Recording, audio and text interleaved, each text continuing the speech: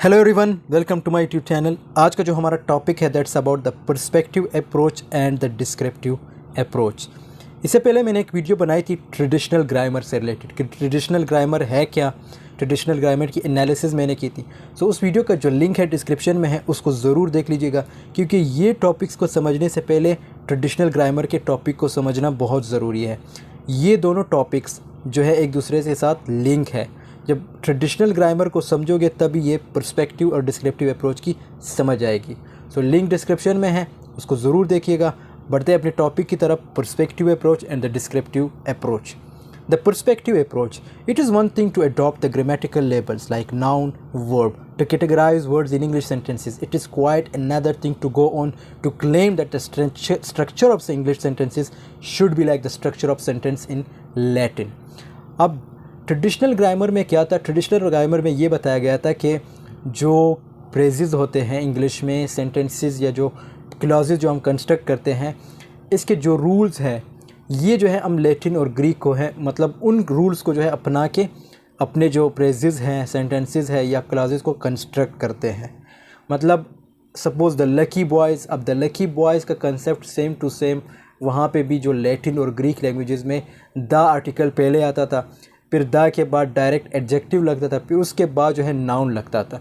That's why the lucky boys. So same to same English में भी यही concept है कि द जो है पहले आएगा, उसके बाद एडजेक्टिव आएगा, उसके बाद जो है नाउन आएगा।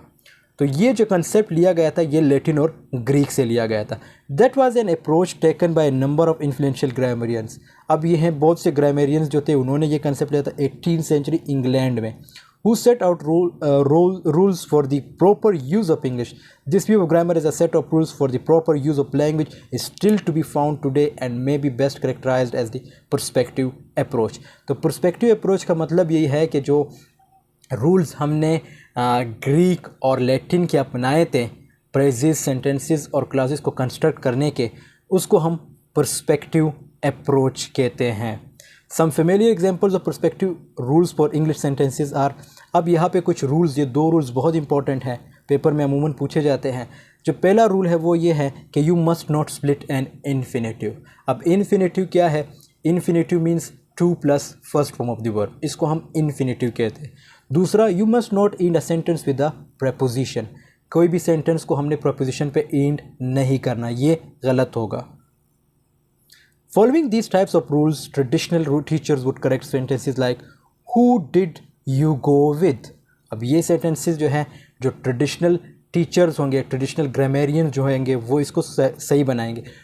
To with whom did you go, making sure that the preposition with was not at the end of the sentence। And Mary runs faster than me would be corrected to Mary runs faster than I। तो ये sentence जो है correct है और जो I है ये incorrect. And me and my family would certainly have to be corrected to my family and I as an lenders would recommend। And in proper English writing one should never begin a sentence with and। तो किसी भी traditional grammar में कहीं पे भी ये concept नहीं है कि आप जो है सेंटेंस जो है एंड वर्ड से स्टार्ट करो। ये कंसेप्ट ट्रेडिशनल ग्रामर में नहीं है, ना लैटिन में था, ना ग्रीक में था और ना इंग्लिश में है। It may in fact be a valuable part of one's education to be made aware of this linguistic etiquette for the proper use of the language. It is a social expectation that someone who writes well should obey these perspective rules. Then social judgments such as poorly educated may be made about someone who does not follow these rules. However, it is worth considering the origins of some of these rules and asking whether they are appropriately applied to the English language. Let's take one example, like you must not split an infinitive।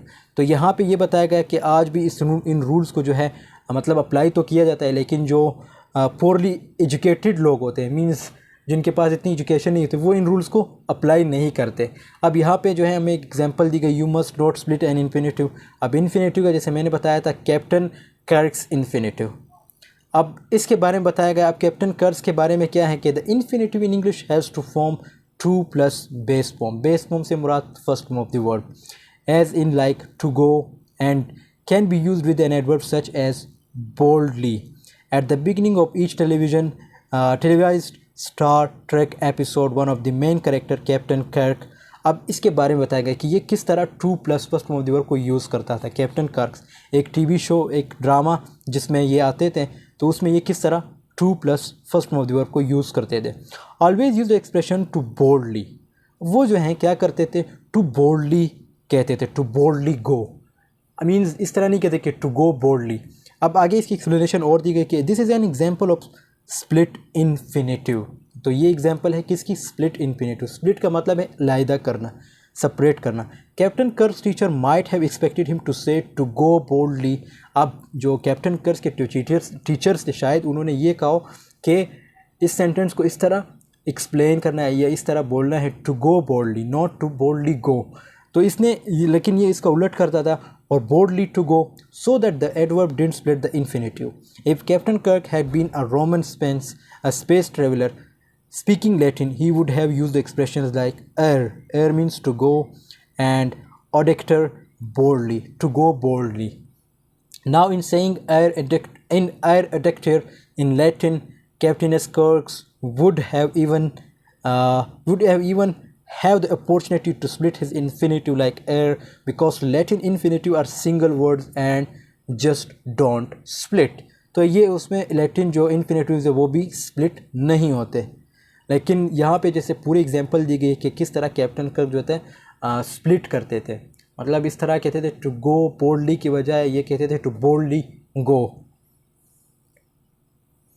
It would be very appropriate in Latin grammar to say you can't split an infinitive. अब proper grammar में इस तरह कहना या appropriate जो grammar है उसमें इस तरह कहना, लैटिन ग्रामर जो है उसमें इस तरह कहना कि जो इन्फिनेटिव है उसको स्प्लिट नहीं किया जा सकता।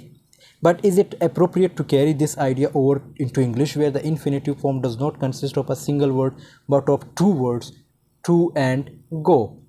तो इंग्लिश में इसका क्या कंसेप्ट है, देखो इंग्लिश में जो है टू गो है, लेकिन लैटिन में सिर्फ एक ही वर्ड होता था तो उसको स्प्लिट नहीं किया जा सकता।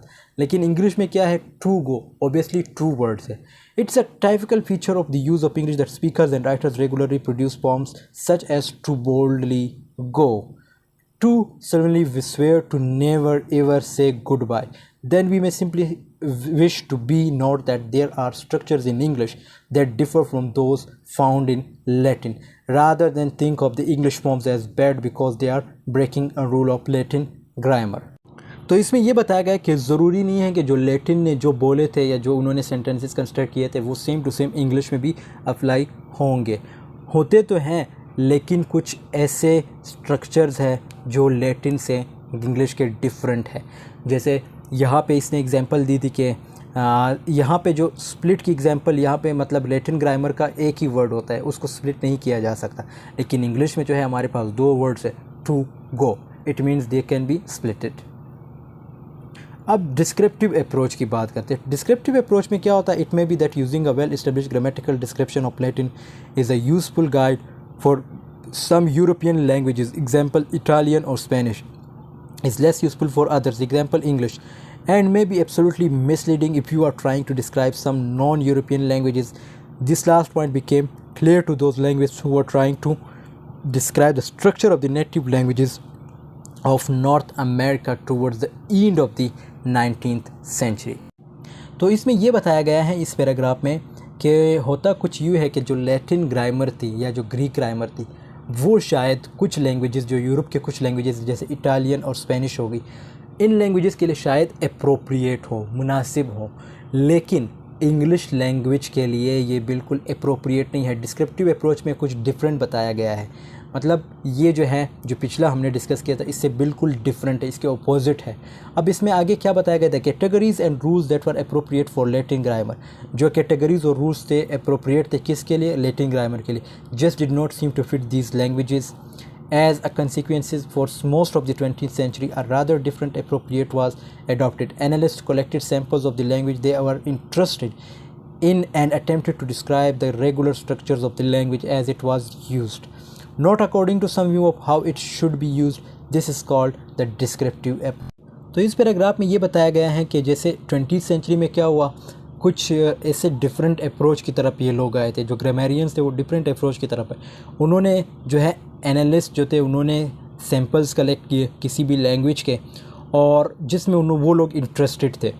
तो उन्होंने अपना ही कंसेप्ट दिया है, मतलब डिस्क्रिप्टिव अप्रोच में उन्होंने ये कंसेप्ट दिया था कि जो लैटिन और ग्रीक ने जो कंसेप्ट दिए थे किसी भी सेंटेंसेस, फ्रेजेस या क्लॉजेस को कंस्ट्रक्ट करने के लिए, ज़रूरी नहीं कि हम उसी पे चले, हम डिफरेंट कंसेप्ट भी, डिफरेंट अप्रोच की तरफ ये लोग गए थे। One type of descriptive approach is called structural analysis, and its main concern is to investigate the distribution of forms of a language. The method involves the use of test frames that can be, अब ये structural analysis की हम बात करें तो ये इसके एक समझो एक किस्म की कैटेगरी है, that can be sentenced with simply slots in them. For example, अब टेस्ट जो फ्रेम है, ये जो टेस्ट फ्रेम है ये इंपॉर्टेंट है, इसमें पेपर में पूछा जा सकते हैं कि what does test frame mean.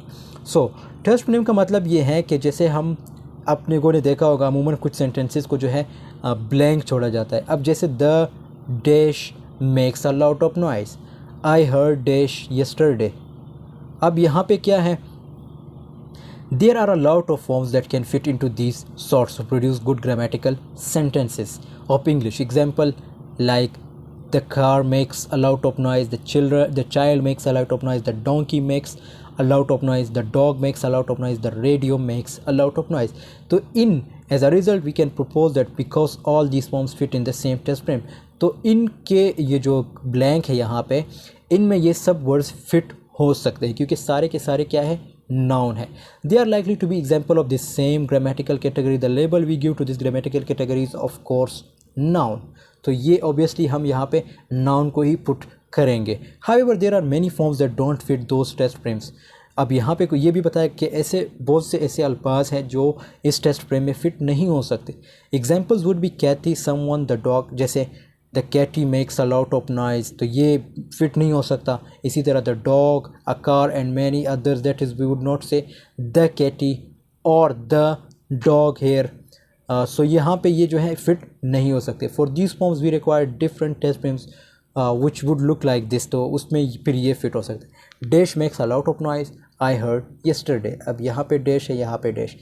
Among the other forms that comfortably fit these test frames are it the big dog, yeah, the big dog makes a lot of noise, an old car, yeah, Annie Difranco, the professor with Scottish accent makes a lot of noise, and many more. So ये sentences, ये जो words है, ये जो phrases है, ये fit हो सकते हैं। उसके आगे क्या है, once again we can suggest that these forms are likely to be examples of the same grammatical category. The common label for this category is noun phrase. तो यहाँ पे noun phrase को ही put किया जाता है। Observing that it fits in the second set of test frames and not in the test set, like asterisk, it makes a lot of noise. तो ये जो asterisk means ये जो स्टार का आइकन नज़र आता है या जो स्टार का जो ये लोगो नज़र आता है, तो ये किस चीज़ की इंडिकेशन है कि जब ये आप बताना चाहते हो किसी राइटर को या किसी रीडर को कि ये जो सेंटेंस है ये अनग्रामेटिकल है, इनकरेक्ट है, तब हम इस स्टार का यूज़ करते हैं और इसको इंग्लिश में एस्टेरिस्क कहते हैं। Allows to improve on the older Latin influenced analysis of pronouns in English. In the older analysis pronouns were described as words use place of noun. तो ऑब्वियसली आज भी यही कि जो नाउन की जगह जो वर्ड्स यूज़ किए जाते हैं उसको हम प्रोनाउन कहते हैं, तो ये कंसेप्ट आज भी मौजूद है। We can now see that it is more accurate to say that pronouns are used in a place of noun phrases, not just nouns but by developing a set of test frames of this type and discovering which forms fit the slots in the test frame, we can produce a description at least some aspects of the sentence structure of a language. दूसरा जो approach है वो है हमारे पास constituent analysis. Constituent को समझने के लिए मैंने आई थिंक 2 वीडियोस बनाई है, उस वीडियो को ज़रूर देख लीजिएगा। उन वीडियोस को लिंक आपको डिस्क्रिप्शन में मिल जाएगा, ना भी मिले तो आप प्लेलिस्ट देख ले। सिंटैक्स एंड ग्रामर से रिलेटेड पूरा एक प्लेलिस्ट है, उसमें जितने भी टॉपिक्स है बीएस इंग्लिश के वो सारे कवर हुए हैं, तो उसको ज़रूर देखिएगा। अब कंस्टिट्यूएंट एनालिसिस में क्या होता है, an approach with the same descriptive aim is called constituent analysis. The technique employed in this approach is designed to show how small constituents or constituents in sentence go together to form large constituents. Constituents का मतलब ये है कि जैसे कोई भी word है उसका कोई ना कोई मतलब, कोई ना कोई फंक्शन होता है, और ये सारे मिल के फिर एक सेंटेंस मीन सेंटेंस या जो सारे मिल के जब एक साथ जुड़ते हैं तो ऑब्वियसली उससे फिर एक नया मीनिंग, और उसको हम तोड़ भी सकते हैं फ्रेजेस में। तो ये सब हम कंस्टिट्यूएंट्स में डिस्कस करते हैं। One basic step determining how words would go together to form phrases. जैसे ये प्रेजेस बन जाते हैं। In the following sentences we can identify 9 constituents at the word level. An old man brought a shotgun to the wedding. अब ये एक sentence है तो इसमें हमारे पास 9 कॉन्स्टिट्यूएंट्स है। वो कैसे, तो ये देखते हैं। जैसे how do those 9 constituents go together to form constituents at the phrase level? Does it seem appropriate to put the words together as follows? तो ये an old man brought a shotgun to the, तो ये कितने हुए, ये हमारे पास 9 words हो गए। We don't normally think of these combinations as phrases in English. We are more likely to say that the phrase like constituents here are combinations of the following types like an old man, तो ये क्या है, हमारे पास एक noun phrase है। अ shotgun again हमारे पास noun phrase है। द वेडिंग हमारे पास अगेन एक वर्ब फ्रेज बन गई। Which are noun phrases, sorry wedding भी हमारे पास नाउन फ्रेज है। At to the wedding which is a prepositional phrase, तो टू आया है स्टार्ट में तो ऑब्वियसली ये प्रपोजिशनल फ्रेज बन गई। And brought a shotgun which is a verb, तो ये हमारे पास वर्ब फ्रेज आ गया। कंस्टिट्यूएंट्स का मतलब यही है कि आप जो है किसी भी सेंटेंस है उसको जब आप डिवाइड करते हो, स्प्लिट करते हो फ्रेजेस में, तो उसको हम कंस्टिट्यूएंट्स कहते हैं। लेकिन उनका कोई ना कोई मीनिंग होता है, कोई ना कोई फंक्शन होता है। जो बगैर फंक्शन के, जब जिसका कोई मीनिंग ना हो, तो वो कंस्टिट्यूएंट्स में नहीं आता। This analysis of the constituent structure of the sentence can be presented in different types of diagrams. One type of diagram simply shows the distribution of the constituents at different level. तो यहाँ पे देखो, an old man brought a shotgun to the wedding. Using this kind of diagram we can, तो ये एक diagram है और we can use this kind of diagram, we can determine the types of forms that can be substituted for each other at different levels of constituents structure. One advantage of this type of analysis that it shows rather clearly that proper nouns or names like Gavin Kingston and pronouns I, him, her, though they are single words, can be used as a pronoun. ये बहुत important है। अच्छा, हम मतलब ये बताया जाता है कि जस्ट जो नाउन फ्रेज है वो कोई वर्ड, सॉरी कोई नेम, कोई जगह का नाम ये हो सकते हैं। नो, जब भी आप ट्री स्ट्रक्चर बनाते हो या कंस्टिट्यूएंट्स की बात करते हो, वहाँ पे जो प्रोनाउंस होंगे वो भी नाउन फ्रेज में ही आएंगे। अब प्रोनाउंस क्या है, आई हो गया, ही हो गई, she, it, we, you, they, him, her, ये सब क्या है, ये प्रोनाउंस है। तो ये भी नाउन फ्रेजेस में आते हैं। ये बहुत इंपॉर्टेंट पॉइंट है। And the old man Gavin to cape brought a shotgun large snake Kingston recently her the wedding cage. अब अगला जो हमारे पास कंसेप्ट है वो है लेबल्ड एंड ब्रैकेटेड सेंटेंसेस का। तो ये हम किस चीज़ को डिस्कस कर रहे हैं, ये हम जो है डिस्क्रिप्टिव अप्रोच को ही डिस्कस कर रहे हैं। उसके कुछ कैटेगरीज़ है, जैसे पहले 2 कैटेगरीज़ हमने डिस्कस कर दी, एक कंस्टिट्यूएंट एनालिसिस, उससे पहले एक और था। अब हम जो बढ़ते हैं वो है लेबल्ड एंड ब्रैकेटेड सेंटेंसेस। ये होते क्या है? An alternative type of diagram is designed to show how the constituents in a sentence structure can be marked off by using labeled brackets. The first step is to put brackets one on each side around each constituent and then more brackets around each combination of constituents. For example, इसमें ये होता है कि जैसे sentences को मतलब reader की आसानी के लिए, ये इस पे भी मैंने वीडियो बनाई है कि रीडर की आसानी के लिए क्या होता है कि कभी कभार मतलब अब सपोज़ एक सेंटेंस है तो उसमें बहुत से ऐसे लोग कंफ्यूज हो जाते हैं कि इसमें पता नहीं कितने प्रेजेस हैं। तो उन प्रेजेस की निशानदेही करने के लिए, उनको सेपरेट लिखने के लिए, ताकि जो दूसरा जो सामने आपके बेटा हो या जो आपसे पढ़ रहा हो उसको आसान, मतलब उसको समझाने के लिए क्या होता है, हम लेबल्ड और ये ब्रैकेटेड सेंटेंसेस का यूज़ करते हैं।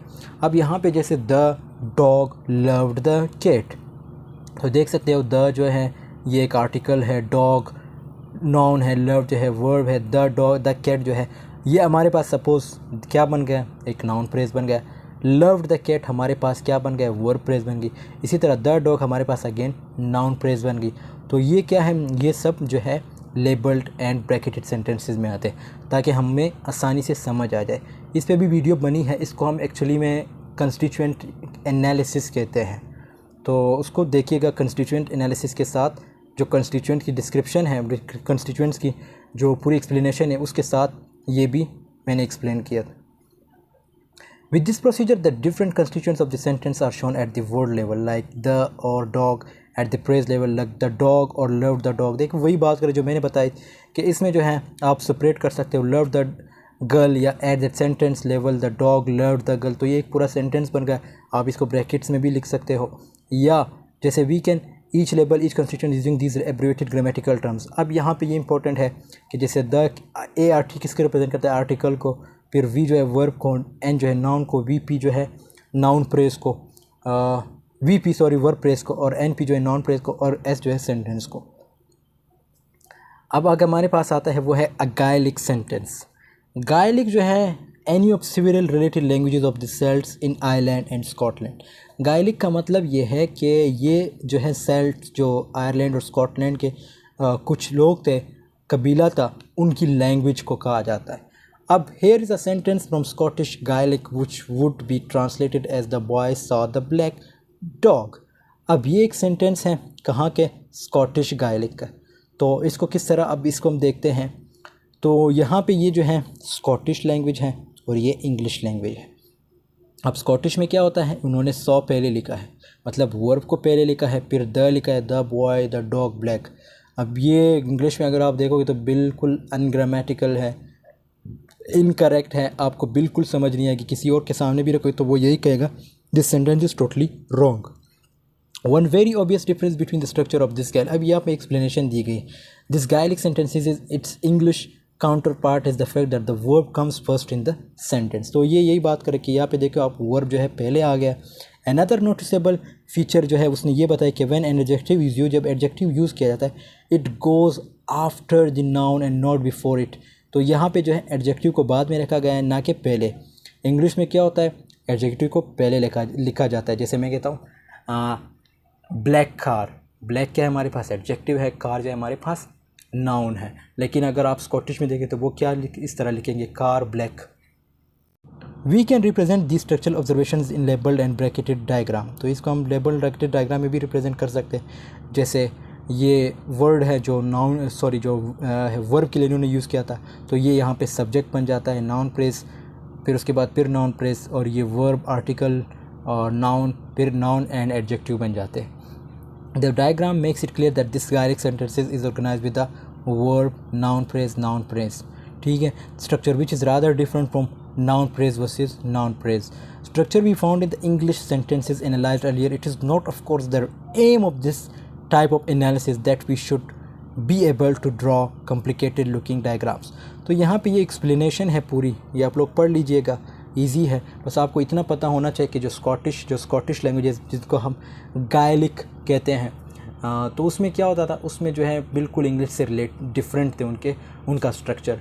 जैसे पिछले जिस स्लाइड में ये सेंटेंस है, तो ये सेंटेंस अगर आप किसी इंग्लिश मैन को या कोई भी हो जिसने ग्रामर पढ़ी, उसको ये दिखाओगे कि saw the boy the dog black, तो वो आपको डायरेक्ट कहेगा इट्स टोटली रॉन्ग, ये अनग्रामेटिकल है। लेकिन स्कॉटिश वाले के लिए ये तो बिल्कुल सही है, क्योंकि ये उनका जो है रूल्स एंड रेगुलेशन, जो रूल्स होते हैं इंग्लिश के उनके लैंग्वेज के, वो बिल्कुल डिफरेंट हैं इंग्लिश से। We can then look at similar descriptions of sentences in other languages such as Gaelic, Japanese or Spanish and see clearly that what structural differences exist. At a very practical level, it may be help us understand why a Spanish learner of English produces phrases like the wine red instead of the red wine. अब यहाँ पे फिर explanation दी गई different languages के। तो यहाँ पे क्या बताया गया, जैसे स्पेनिश लर्नर है, English producers phrases like the wine red instead of the red wine. अब इंग्लिश में जैसे मैंने बताया कि एडजेक्टिव पहले आता है, फिर उसके बाद नाउन आता है। अब रेड क्या है हमारे पास, एडजेक्टिव है, वाइन क्या है हमारे पास, नाउन है। लेकिन यहाँ पे उल्टा लिखा गया कि जैसे द वाइन रेड, वाइन जो है नाउन को पहले लिखा गया, फिर उसके बाद एडजेक्टिव को यूज़ किया गया। Using a structural organisation of constituents that is possible in Spanish, तो ये पॉसिबल है स्पेनिश में, but not in English. English में तो आपने हमेशा ये याद रखना है कि एडजेक्टिव पहले आएगा, उसके बाद नाउन आएगा। लेकिन स्पेनिश में उल्टा है, पहले नाउन आएगा, फिर उसके बाद एडजेक्टिव आएगा। So thanks for watching. I hope this video has been helpful for you. Video थोड़ी लंबी हो गई, बट आई होप ये वीडियो आपके लिए हेल्पफुल साबित हुई होगी। और वीडियो पसंद आई तो ज़रूर लाइक कमेंट शेयर कीजिएगा। आपके लाइक कमेंट शेयर करने से एक मोटिवेशन मिलती है। मिलते हैं नेक्स्ट वीडियो में, तब तक के लिए अल्लाह हाफिज़, टेक केयर ऑफ़ योरसेल्फ।